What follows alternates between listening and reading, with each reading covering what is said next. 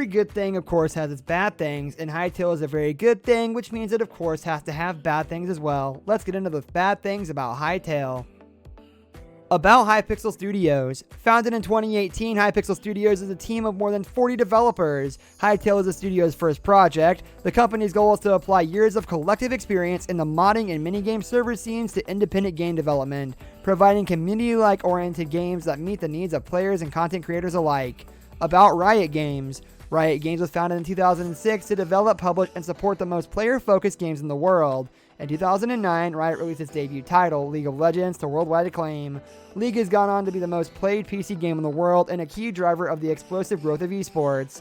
As League enters its second decade, Riot continues to evolve the game while delivering new experiences to players with Legend of Runeterra, Valorant, Teamfight Tactics, League of Legends, Wild Rift, and multiple work-in-progress titles. Riot is also building the world of Runeterra through multimedia projects across music, comic books, things like that. I noticed confusion surrounding Hytale's gameplay and it being compared to Minecraft, and I think it's important to look at the differences. Hytale doesn't take inspiration from the whole Minecraft gameplay loop. You don't break a tree first, go to the nether, and then beat the ender dragon. It's much more centered around the adventure. The world Hytale sets itself in is filled with story and lore. It isn't just about building and survival. These are some quotes which indicate exactly that. The desire to express Hytale's differences, a greater amount of overworld content rather than hiding almost everything in underground caves, a focus on giving the community access to powerful creation tools from the get-go, manifested in one particular idea. The first thing that would happen in Hytale, the team decided, was that a player would spawn in front of a tree. Block games being block games, they would then punch the tree, expecting it to break into craftable material. Instead, their character would say, "Ow," and I thought that was like the smartest thing ever. Donahue laughs. We've shown the player not to expect Minecraft, and then you try that with someone, and they're like, you can't do that. And this is a microcosm of 1,000 smaller things that we have to decide every time. Is it something that's part of the genre, or something that's part of the game? And we realize that the unique chance we have is that we actually get to kind of decide. What happens when the announcement trailer for your indie game gets 54 million views and counting? Well, first your website has a minor meltdown. There was a moment when the countdown hit 0, and the website script didn't quite perfectly fire. Project lead Aaron Noxie Donahue recalls. Everyone on the Hytale team spread all across the world and gathered on TeamSpeak for the occasion. Held their breath for a good few seconds. Then the network team sprang into action to fix the issue. And there was an inhalation. We watched the trailer once, and nothing was happening for like the first 2 minutes. But as people started to finish the video, comment after comment after comment appeared underneath it. The reaction video started rolling in 10 minutes later. It was, Donahue exhales, euphoric is an understatement. His fear was that Hytale, a game with more passing resemblance to Minecraft, created by many people with a background in running a successful Minecraft server, would be dismissed as yet another title destined for the ever-growing block game graveyard. But the trailer, which showed off features such as a realistically lit and animated world, adventure and minigame modes, extensive modding and in-game animation tool, and even live scripting, immediately struck a chord. We had an internal poll on how many views, Donahue says, in my head, you know.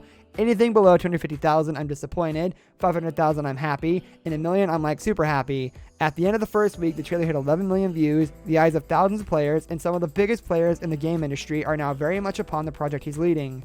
I don't want to come across like, oh, we're burdened with all this interest, he laughs, but it does change things. It undeniably changes things. Before Hytale, there was Hypixel, created by Simon's Call on the Flame, and Philip Touche. It was one of the many fan-made Minecraft servers that popped up in 2013. Players were getting very good at using Minecraft creation tools, most often Redstone, the game's simplified version of electronics, to build complicated contraptions and incorporate them into adventure maps, focused campaigns that others could download and play. Provided they had the technical know-how to get it running, many did not. The process of hunting for hidden folders, ensuring the server config was working, and that your chosen mod was compatible with the version of the game you were using, as well as the client you were using it with, was a headache. And so Collins LaFlamme and Touche decided to run a server that would function as a playable library of all their adventure maps, where players could simply join the server to access a suite of games. I quickly became popular. There were sometimes hundreds of people queuing in the lobby waiting for their adventure to begin. It was chaos. The solution? Introduce short, entertaining minigames to keep people occupied. Snowball fights, or Quake homages, or even a curious thing called Hunger Games, inspired by a new film series where you'd battle to be the last player standing in an ever-shrinking arena. Unsurprisingly, in hindsight, these short, fast, rewarding, and even social minigames soon became the main draw of the server. Indeed, it drew in Donahue too, an indie developer and a Minecraft player since beta. A kind of server/social experiment called Civcraft opened my eyes to the possibilities of things that could be done in Minecraft. He ended up getting a job at this game server host Multiplay, helping with customer support as, in his words, the Minecraft guy of the company. That's all we have for today's video, guys. Thank you for watching. I hope you enjoyed the video. If you did, leave a like on the video and subscribe to our channel so you don't miss out on any of our content in the future. I'll see you next time. Goodbye.